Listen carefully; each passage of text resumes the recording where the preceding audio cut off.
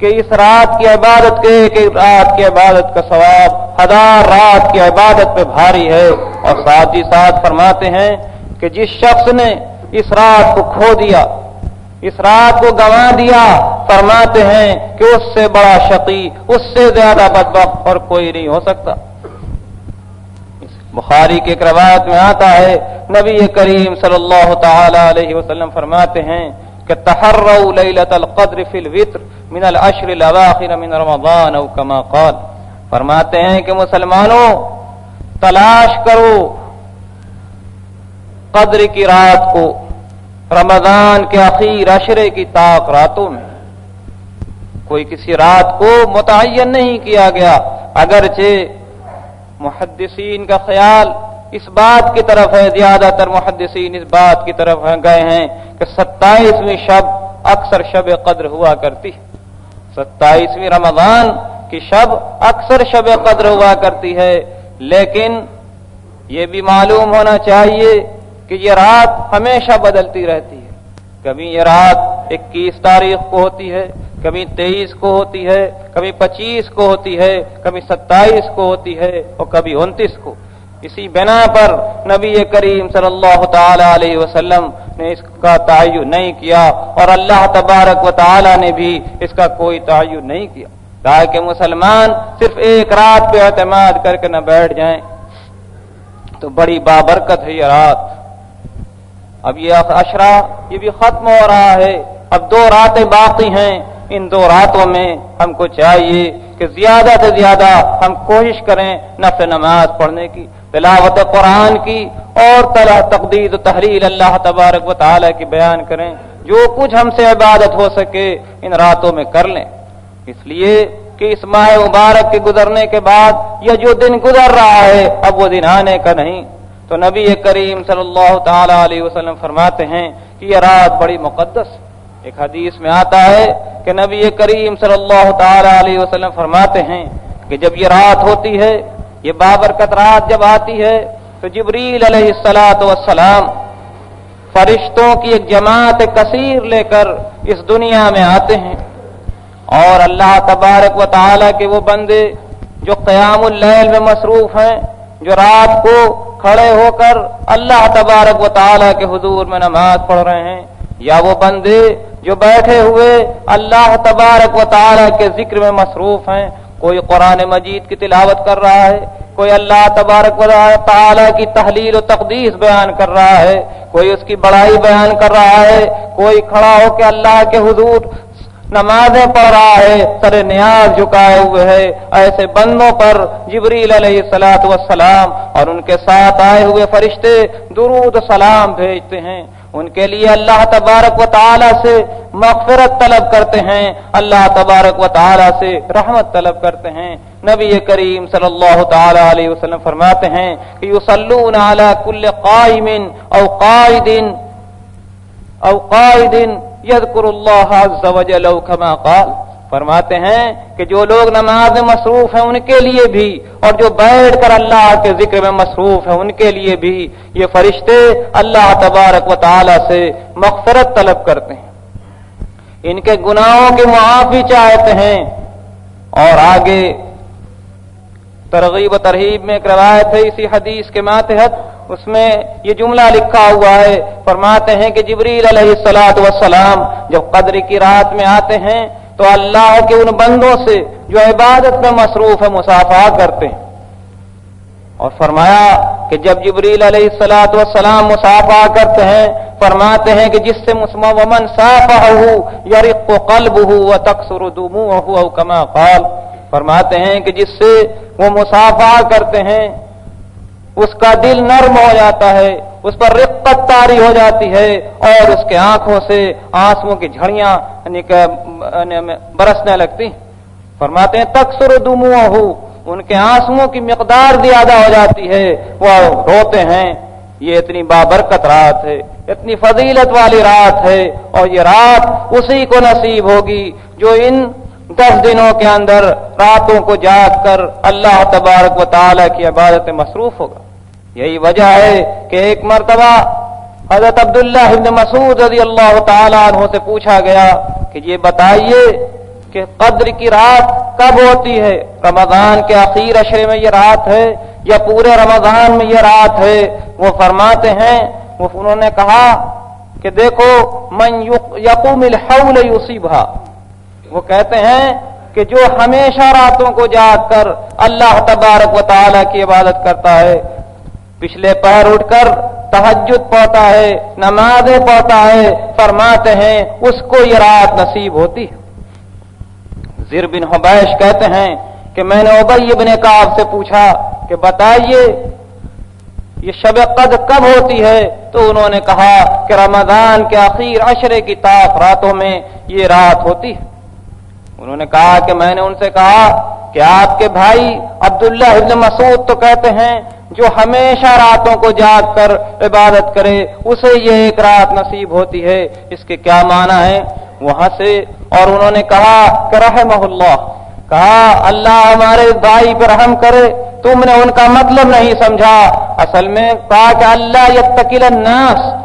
انہوں نے اس لیے یہ بات کہی تاکہ لوگ اس ایک رات پہ اعتماد نہ کریں۔ اس لیے رمضان کا مہینہ اتنا بابرکت مہینہ ہے کہ اس کی ہر رات گویا شب قدر، ہر رات اللہ تبارک و تعالیٰ کی عبادت ہونی چاہیے، اور اس اخیر عشرے میں تو اور زیادہ بھی انفاق ہونا چاہیے اللہ تبارک و تعالیٰ کی عبادت میں، نفل نماز کے پڑھنے میں، تلاوت قرآن میں، اللہ کے ذکر و اذکار میں زیادہ سے زیادہ ہمارا وقت صرف ہونا چاہیے۔ اسی بنا پہ انہوں نے یہ کہا کہ یہ رات تو اسے نصیب ہوتی ہے جو سال بھر تک اللہ تبارک و تعالیٰ کے سامنے پچھلے پہر کھڑے ہو کر گڑگڑاتا ہے، عاجزی کرتا ہے، اس کے آگے سر نیاز جھکاتا ہے، اسے یہ رات نصیب ہوتی ہے۔ اور یہ اس بنا پہ کہا کہ مسلمان اعتماد نہ کر لیں ایک رات پر، یا صرف رمضان کے آخر عشرے کی طاق راتوں پہ اعتماد نہ کر لیں، بلکہ رمضان کی ہر رات اتنی بابرکت، اتنی مقدس ہے کہ ان ہر راتوں میں ہمیں پچھلے پہر اٹھ کر یا جو بھی توفیق، جتنی بھی توفیق ملے اللہ تبارک و تعالیٰ کی عبادت کرنی چاہیے، ہر مہینے کی طرح اس رات کو نہیں گزار دینا چاہیے۔ تو فرمایا تھا عبداللہ ابن مسعود رضی اللہ تعالیٰ عنہ نے اسی بنا پر تاکہ لوگ کسی ایک رات پہ اعتماد نہ کر لیں۔ تو یہ بڑی مقدس رات ہے۔ اس رات میں جبریل علیہ الصلوۃ والسلام اللہ کی طرف سے بھیجے ہوئے فرشتے مسلمانوں کے لیے دعائے مغفرت کرتے ہیں، تو ایسا نہ ہو کہ ہم اس رات کو گنوا دیں اور فرشتوں کی ان دعاؤں سے ہم محروم ہو جائیں۔ اب رمضان کا یہ مہینہ ختم ہو رہا ہے۔ نبی کریم صلی اللہ تعالی علیہ وسلم نے فرمایا تھا کہ ایک مسلمان جب روزے سے رہتا ہے تو گویا اس کی زندگی بالکل روحانی زندگی ہوتی ہے۔ قرآن مجید کا روزہ رکھنے سے جو مقصد تھا وہ یہی تھا کہ لعلکم تتقون، جیسا کہ پہلے آپ نے سنا، لیکن انسان ہے، بشری تقاضے کی بنا پر اس سے کچھ غلطیاں ہو سکتی ہیں، اس سے کچھ لغزشیں ہو سکتی ہیں، اس سے دانستہ یا نادانستہ کچھ گناہ سرزد ہو سکتے ہیں، تو اس کا بھی علاج نبی کریم صلی اللہ تعالی علیہ وسلم نے بیان فرما دیا۔ ایک مسلمان جب روزے سے رہتا ہے وہ احتیاط کے باوجود احتیاط کرتا ہے کہ اس کی زبان سے کوئی فحش کلمات نہ نکل جائیں، اس کی زبان سے کوئی جھوٹ بات نہ نکل جائے، اس کی زبان سے کسی کی غیبت نہ ہو جائے، کسی کی چغلی نہ ہو جائے۔ لیکن بشریت ہر انسان کے ساتھ لگی ہوئی ہے، ممکن ہے کہ اس سے کوئی گناہ سرزد ہو گیا، اس کے زبان سے غیبت کے چند کلمات نکل گئے، اس کے زبان سے کوئی جھوٹ نکل گیا، اس کو احساس نہ ہوا ہو۔ اس بنا پر نبی کریم صلی اللہ تعالی علیہ وسلم فرماتے ہیں کہ عیدگاہ جانے سے پہلے صدقہ فطر نکال دینا چاہیے۔ صدقہ فطر یہ صاحب نصاب ہی پر وہ ضروری نہیں ہے، صاحب نصاب ہی کو دینا ضروری نہیں ہے، بلکہ ہر امیر و غریب، ہر چھوٹے اور بڑے، ہر ایک کی طرف سے صدقہ فطر نکالنا چاہیے۔ تو نبی کریم صلی اللہ تعالی علیہ وسلم نے فرمایا تھا، حضرت عبداللہ ابن عمر فرماتے ہیں کہ فرض رسول اللہ صلی اللہ علیہ وسلم زکاۃ الفطر طہر الصیام وطعمۃ للمساکین کما قال، فرماتے ہیں کہ ہر شخص کو صدقہ فطر نکالنا چاہیے، اور صدقہ فطر کا ایک مقصد جہاں یہ ہے کہ انسان اپنے گناہوں سے پاک و صاف ہو جائے۔ رمضان میں اس سے اگر کوئی لغزش ہو گئی، کوئی گناہ اس سے ہو گیا، झूठ या गीबत उसके जुबान से निकल गई तो अल्लाह तबारक व तआला इस सदक़े फित्र के अदा करने की वजह से उसको गुनाहों से पाक व साफ कर देता है। फरमाते हैं कि तुहरस सियाम, इससे उसके रोजे की पाकीज़गी हो जाएगी। उसके रोजे के अंदर झूठ बोल देने की वजह से या कोई मामूली लग़ज़िश हो जाने की वजह से जो कुछ खराबी आ गई थी, ये सदक़े फित्र उसको पाक व साफ कर देगा।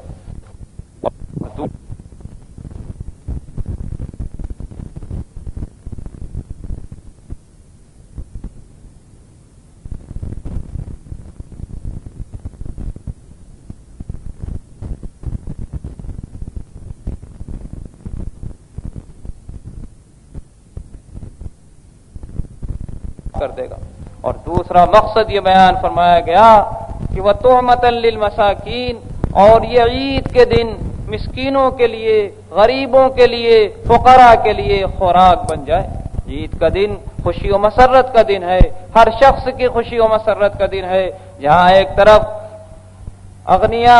उमरा अपने घरों में खुशियां मनाएंगे, वहां जो गरीब मुसलमान हैं, जो नादार हैं, मुफलिस हैं, वो भी अपने घरों में खुशियां मनाएं। इसलिए ये फरमाया गया कि तुहमतन लिल मसाकीन, कि ये सदक़े फित्र उनके खुराक बनेगी, वो ईद के दिन वो भी खुशियां मनाएंगे। इसलिए मालूम ये हुआ कि सदक़े फित्र हर शख्स की तरफ से अदा करना चाहिए। हज़रत एक हदीस में आता है, नबी करीम सल्लल्लाहु तआला अलैहि वसल्लम फरमाते हैं कि वअम्मा गनियुकुम फयुज़क्कीहिल्लाह। आप जानते हैं कि आज इस जमाने में कितनी परेशानियां हैं, गल्ले नहीं मिलते और दूसरी बहुत सी मुश्किलात, बहुत सी परेशानियां हैं। लेकिन इन सब के बावजूद जब हम सदक़े फित्र अदा करेंगे तो उसका सवाब भी हम अल्लाह तबारक व तआला के यहाँ बहुत ज्यादा पाएंगे। अगनिया के लिए, उमरा के लिए, मालदारों के लिए तो नबी करीम सल्लल्लाहु तआला अलैहि वसल्लम ने ये फरमा दिया कि वअम्मा गनियुकुम फयुज़क्कीहिल्लाह।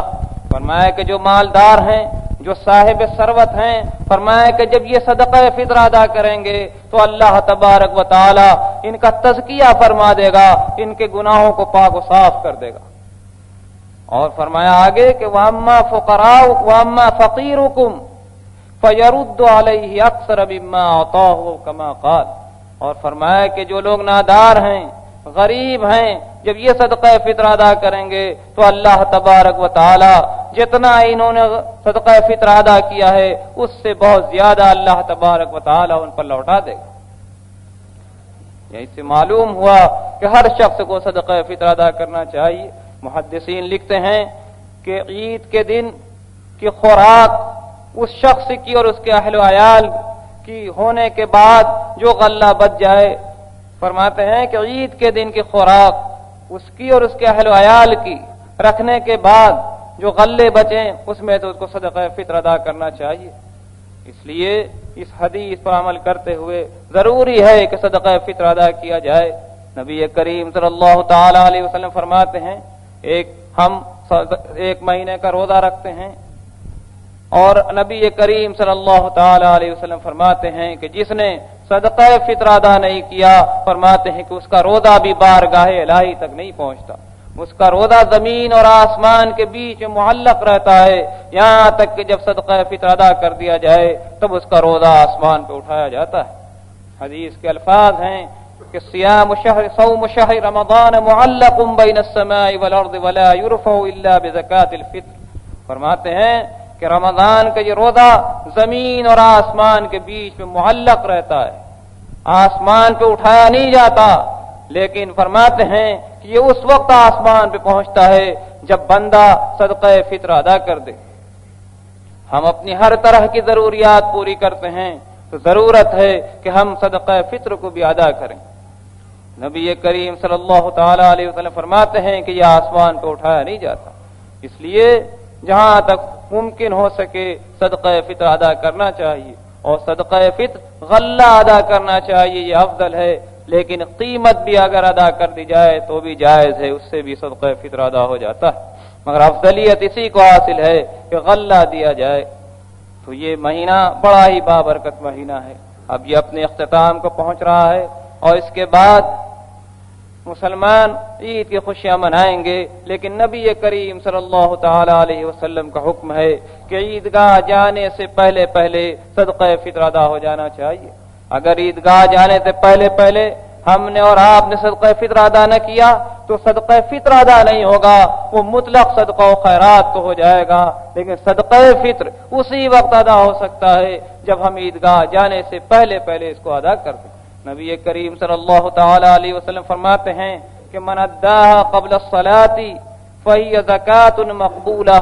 व मन अद्दाहा बअद अस्सलाती फहिय सदक़तुन मिन अस्सदक़ात औ कमा क़ाल। फरमाया कि जिसने सदका फित्र ईदगाह जाने से पहले पहले अदा किया तो फरमाते हैं कि वो सदका फित्र उस वक्त तब तो सदका फित्र अदा होगा, लेकिन ईदगाह से पहले पहले अगर ईदगाह जाने के बाद नमाज के बाद अगर अदा किया उसने तो फरमाते हैं कि वो सदका फित्र अदा नहीं होगा, बल्कि ये मुतलक सदका खैरात होगा। कि और दिनों में जिस तरह मुसलमान सदका खैरात करते हैं अल्लाह तबारक व तआला क्या उसका अजर सवाब उन्हें मिलता है, इसका भी अजर सवाब उन्हें मिलेगा, लेकिन ये सदका फित्र नहीं होगा। और इसके बाद नबी करीम सल्लल्लाहु ताला अलैहि वसल्लम फरमाते हैं कि जब एक मुसलमान जब रमजान का रोजा उसने रखा और उसके बाद फिर ईद आई तो ईद के बाद अगर 6 रोजा और मुसलमानों ने रख लिया तो फरमाते हैं नबी